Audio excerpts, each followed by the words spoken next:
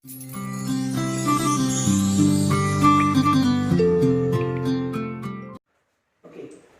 आज जो हम टॉपिक पढ़ने जा रहे हैं उसका नाम है पार्टनरशिप एंड फाइनल अकाउंट, जिसके अंदर पढ़ने जा रहे हैं ट्रेडिंग अकाउंट।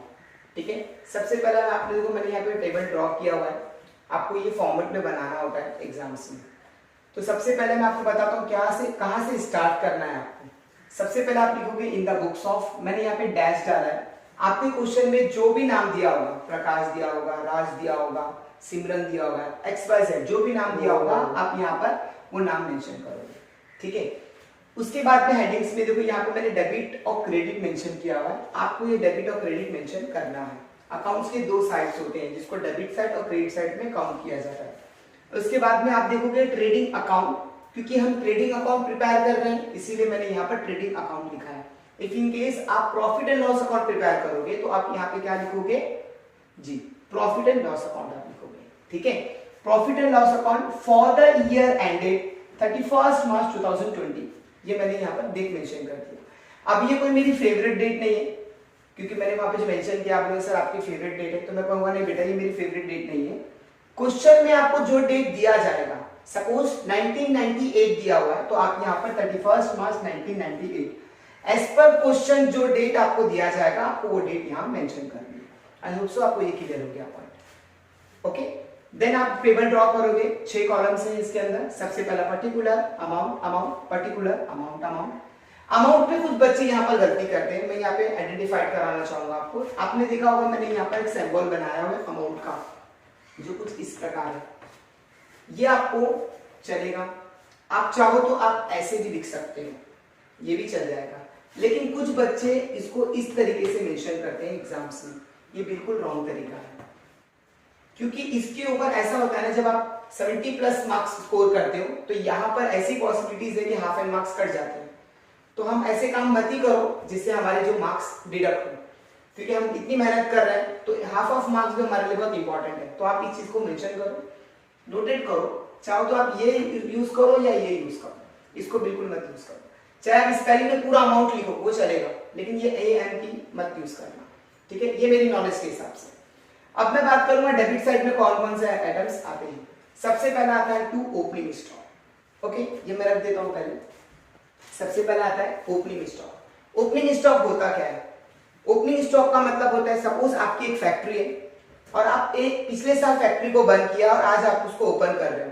ठीक है, जब आप शटर ओपन करोगे तो आपके दुकान में जो बचा हुआ सामान होगा, मतलब जो कल रात का बचा हुआ सामान था, आज जब आप ओपन करोगे तो वो आज के लिए ओपनिंग स्टॉक बन जाएगा, क्योंकि ये फ्रेश हो जाएगा अभी आज के लिए, इसलिए हम उसको ओपनिंग स्टॉक कहेंगे। अंडरस्टूड हुआ? ओपनिंग स्टॉक जो बचा हुआ सामान आपका कल का था, आप जो आज यूज कर रहे हो तो आप उससे बोलेंगे ओपनिंग स्टॉक। ओके, देन आता है परचेसेस। परचेसेस ट्रेडिंग अकाउंट में क्यों जा रहा है? सबसे पहला क्वेश्चन। परचेसेस का मतलब होता है रॉ मटेरियल को परचेस करना। आई रिपीट, ये लिखा हुआ है परचेसेस, ये परचेसेस का मतलब आप ऐसा समझना that is your raw material. कौन सा मटेरियल? Raw material. अब रॉ मटेरियल मतलब क्या होगा, एग्जांपल देके आपको समझाता हूं। सपोज आपका बैग का कारखाना है, तो जब आप परचेस करोगे तो आप क्या परचेस करोगे? रॉ मटेरियल परचेस करोगे। दैट मींस क्या होगा, उसका बैग का कपड़ा होगा, चेन होगा, स्टिकर होगा, है ना, ये अदर मटेरियल्स होंगे। तो जब आप परचेस करोगे तो वो ट्रेडिंग अकाउंट में जाएगा, क्योंकि ट्रेडिंग अकाउंट को एक बोल सकते हो that is your factory account. कौन सा अकाउंट? फैक्ट्री। अब बोलेंगे सर कैसे?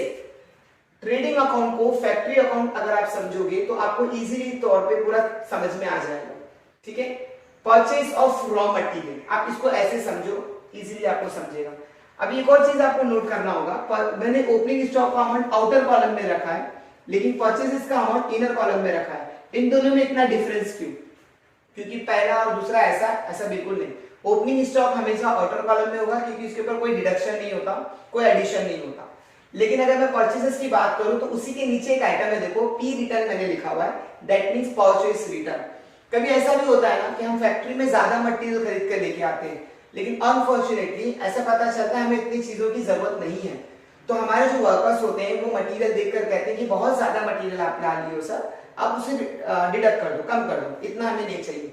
तो जो मटेरियल आप रिटर्न कर दोगे, सपोज आपने 1 लाख रुपए का मटेरियल फैक्ट्री में लेकर आ गए, लेकिन आपकी वर्कर्स ने देखा, आपकी वर्कर्स ने बोला सर आपने 10,000 का सामान ज्यादा लेकर आया, इसको कम कर दो, तो आप 10,000 का माइनस कर दो उसमें से, तो आपके पास कितने का बच गया, 90,000 बच गया। तो ये जो आपने 10,000 रिटर्न किया ना, तो इसको बोलेंगे परचेस रिटर्न। क्या बोलेंगे, परचेस रिटर्न। अंडरस्टूड हुआ बच्चा, परचेस रिटर्न। इसका याद रहेगा रिटर्न आउटपुट, क्या बोलते हैं इसे, रिटर्न आउटपुट के नाम से। नेक्स्ट आता है वेजेस। वेजेस का मतलब क्या होता है, वेजेस का मतलब होता है मजदूरी। जो वर्कर फैक्ट्री में काम करते हैं और जो उनकी पेमेंट दी जाती है उसे कहते हैं वेजेस, याद रहेगा। नेक्स्ट आता है डायरेक्ट एक्सपेंसेस। अब डायरेक्ट एक्सपेंसेस का मतलब हर वो चीज जो डायरेक्टली पोस्ट होती है। फॉर एग्जांपल हमने लेबर का चार्जेस दे दिया, कोई मटेरियल लेकर आ गए, मटेरियल का खर्चा दे दिया, जो टोटली डायरेक्टली कंजम्पशन में यूज होता है। ऐसे खर्चे जैसे रेंट हो गया, फॉर एग्जांपल फैक्ट्री का रेंट है तो डायरेक्टली जा रहा है, तो उसे हम डायरेक्ट एक्सपेंसेस में काउंट करेंगे। नेक्स्ट आता है मैन्युफैक्चरिंग एक्सपेंसेस। मैन्युफैक्चरिंग एक्सपेंस मतलब उसको मेकिंग करने में कौन कौन सा खर्चा हुआ। अगर मैं बैग बना रहा हूं तो बैग करते समय मुझे मैन्युफैक्चर करते समय कौन कौन से खर्चे आएंगे। एक्सपेंसेस का मतलब होता है खर्चा, मैन्युफैक्चरिंग का मतलब मेकिंग करते समय जो खर्चा यूज होगा हमें, जो आता है हमारे, तो हम उसको फैक्ट्री में यूज करें, that is your factory account. Okay, next आता है मोटिव पावर। ये बहुत इंपॉर्टेंट नाम है, मोटिव पावर। एक इसका एग्जांपल देके आपको समझा तो मोटिव पावर होता है क्या। सपोज आप अपने घर में एसी लगवा रहे हैं, तो बताओ मुझे, अगर आपके घर में यहाँ इस साइड इस एंगल पे आपको एसी लगवाना है, तो क्या डायरेक्ट एसी आपने खरीद लिया और लग गया, फिट हो गया, ऐसा है? नहीं, ऐसा नहीं। जब आप एसी खरीदोगे तो एसी को लेकर यहाँ पे फिट करना पड़ेगा, एक अलग से इलेक्ट्रिसिटी बॉक्स का यूज होगा, है ना। बड़ा बॉक्स होता है, बड़े पावर का बॉक्स होता है, तो ऐसे बॉक्स को मोटिव पावर कहते हैं, मतलब बड़ा पावर। आपकी अंडरस्टैंडिंग लैंग्वेज के लिए बोल सकता हूँ मोटा पावर। दैट मीन्स जो बड़ी बड़ी मशीन्स होते हैं वो एक नॉर्मल सॉकेट में यूज नहीं किया जा सकता, उसके लिए अलग से इलेक्ट्रिसिटी का बॉक्स यूज होता है। उस बॉक्स को हम मोटिव पावर के नाम से जान सकते हैं। मतलब एक बड़ी इलेक्ट्रिसिटी मशीन है, उसको यूज करने के लिए हमें एक अलग से मतलब उसका इलेक्ट्रिसिटी का खर्चा करना होगा, उसको सेटअप करना होगा। वो सेटअप में जो खर्चा हुआ इलेक्ट्रिसिटी पावर में, उससे बोलेंगे मोटिव पावर। आप समझने के लिए मोटा पावर समझ सकते हो, समझने के हिसाब से। नेक्स्ट आता है फैक्ट्री रेंट। देखो इसके नाम पे फैक्ट्री लिखा हुआ है, और मैंने पहले कहा ट्रेडिंग अकाउंट का मतलब ही होता है फैक्ट्री अकाउंट। तो यहाँ पे देखो फैक्ट्री, ये तो डायरेक्टली रिलेट कर रहा है, मतलब फैक्ट्री का रेंट यही काउंट हो सकता है। डन। नेक्स्ट आता है coil, gas and water. Basically ये ऐसी आइटम्स है जो बेसिकली हमारे फैक्ट्री में यूज होने वाले हैं, तो हम बेसिकली हम उसको यहीं पे पोस्ट करेंगे। नेक्स्ट आता है इंपोर्ट ड्यूटी। ये बहुत अच्छा है। फॉर एग्जांपल इंपोर्ट ड्यूटी किसे कहेंगे, मेरा बिजनेस इंटरनेशनल लेवल पर जाता है, अगर मैं वहां से रॉ मटेरियल मंगवाता हूं तो मुझे वहां पर इंपोर्ट ड्यूटी पोस्ट करनी पड़ेगी, मतलब पे करना पड़ेगा। जैसे फॉर टोल नाका, जैसे आप समझ सकते हो, अगर मैं रोडवे से लेके आ रहा हूँ नियरेस्ट से, तो मुझे टोल देना पड़ेगा, है ना। कैरेज इनवर्ड, कैरेज आउटवर्ड में काउंट करते हैं इंपोर्ट ड्यूटी। ओके, नेक्स्ट आता है हमारा वर्क मैनेजर सैलरी। बहुत से बच्चे ना ये सैलरी को देख के बड़े कंफ्यूज होते हैं, सर सैलरी फैक्ट्री में कैसे आ गया। तो बेटा इसका नाम जरूर वर्क मैनेजर सैलरी है, लेकिन ये बहुत इजी वे में आप समझ सकते हो। सपोज आपके घर में कोई मोटर खराब हो गया, तो आप क्या करते हो, सबसे पहले तो हम खुद ओपन करके देखते सर क्या हो रहा है, थोड़ा बहुत है तो कर लेंगे, नॉर्मली हम मंगवा लेते हैं, राइट। किसी प्लम्बर को बुलाएंगे, उसको करवाएंगे बराबर तरीके से, तो उसको उस पर्टिकुलर वर्क का पेमेंट देंगे या पूरा महीने भर की सैलरी देंगे, क्या करेंगे, उस पर्टिकुलर वर्क की सैलरी देंगे, मतलब उस पर्टिकुलर जो उसने काम किया उसको रिपेयर का खर्चा देंगे, मटेरियल हम ला के देंगे उसको अपने, उसी चीज को बोलेंगे वर्क मैनेजर सैलरी। मतलब अगर फैक्ट्री में कोई मशीन्स है, कोई इक्विपमेंट्स है जो खराब हो जाता है, तो हम फैक्ट्री के इक्विपमेंट्स को बनाने के लिए एक बंदे को हायर करते हैं, जो पर्पसली वो काम के लिए आता है और करके चला जाता है, तो उसकी जो हम पेमेंट देते हैं वो मंथ वाइज देते होंगे, इसीलिए उसका नाम पड़ा वर्क मैनेजर सैलरी। वो उतना ही काम करेगा जितने काम के लिए हमने उसको बुलाया, वो महीने भर के लिए आके बैठेगा नहीं, हाँ, लेकिन उसकी सैलरी महीने भर में देते होंगे हम लोग। समझ में आ गया। तो ऐसी चीज को हम लोग क्या बोलेंगे, वर्क मैनेजर सैलरी। इसका दूसरा नाम है टेक्नीशियन सैलरी, ऐसा बोला जाता है, टेक्निक में काम करता है इस वजह से। चलो ये डेबिट वाले आइटम आपको समझ में आ गए होंगे। एक 1 सेकंड एक शॉर्ट बताता हूं।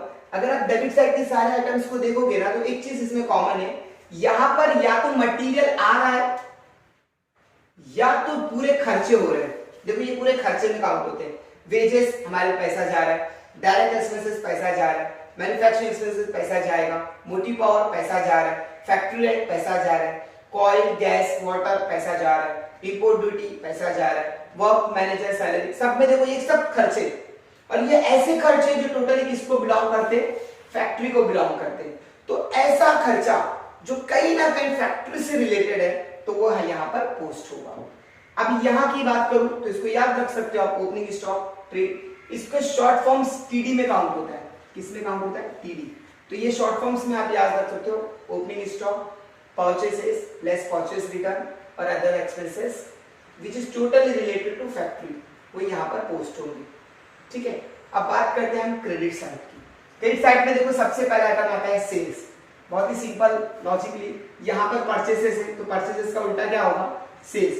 अगर परचेसेस ट्रेडिंग अकाउंट के डेबिट में पोस्ट होता है तो सेल्स कहां जाएगा, टीसी में जाएगा। लॉजिकल। सेल्स रिटर्न, देखो यहाँ पर परचेसेस था, परचेसेस माइनस रिटर्न किया, वैसे ही सेल्स था, सेल्स में से सेल्स रिटर्न माइनस किए, आउटर में लिख दिया। नेक्स्ट आया, देखो यहाँ पर था ओपनिंग स्टॉक, तो यहाँ पर आया क्लोजिंग स्टॉक। ये था पूरा ट्रेडिंग अकाउंट का एक्सप्लेनेशन।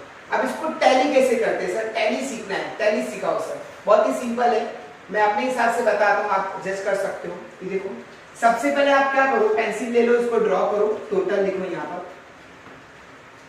एक सपोज एक अमाउंट 2 लाख रुपए यहाँ पर आया अमाउंट, एक अमाउंट ले रहा हूँ मैं, फिगर ये आया नहीं है बट मैं ले रहा हूँ।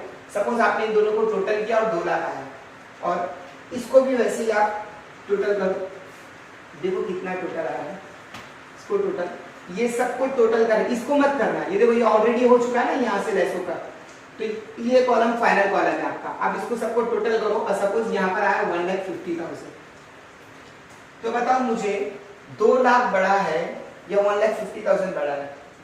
तो आप बहुत ही कॉमन सेंस है, क्रेडिट साइड हमको बड़ा दिखाई दे रहा है। ठीक है, तो आप क्या करोगे, जहां पे आपने इसका टोटल किया ना, इसकी 3-4 लाइन नीचे बच्चा, कितनी लाइन, 3-4 लाइन नीचे। क्यों, मैं आपको बताता हूँ, कि मैं ड्रॉ कर रहा हूँ आपको बताने के लिए। ये 2 लाख, इटली करने का फॉर्मेट है, ऊपर 1 लाइन नीचे 2 लाइन होती है। ये 2 लाख बड़ा है, क्योंकि बड़ा है इसलिए मैं इसको यहाँ मेंशन कर रहा हूँ 2 लाख। सेम लाइन में इस साइड आ जाओ,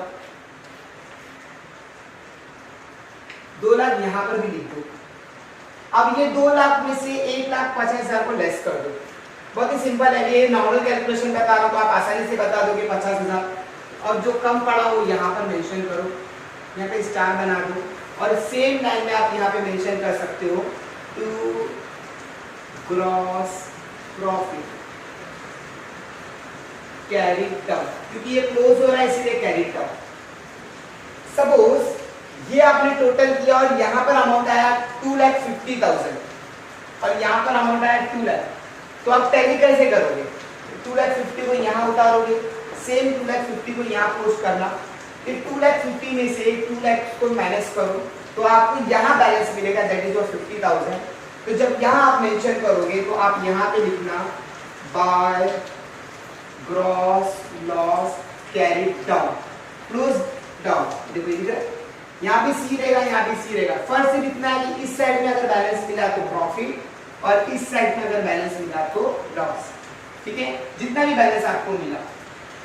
फिलहाल तो अभी ये नहीं है तो मैं इसको कैंसिल कर रहा हूँ, लेकिन सपोज कभी आया तो ये इस तरीके का आपको दिखेगा। आई होप सो कि आप लोगों को ये समझा होगा ट्रेडिंग अकाउंट। अगले लेक्चर्स में मैं आपको इसके बाद का concept that is profit and loss account उसके बारे में डिटेल में समझाऊंगा। ठीक है, थैंक यू।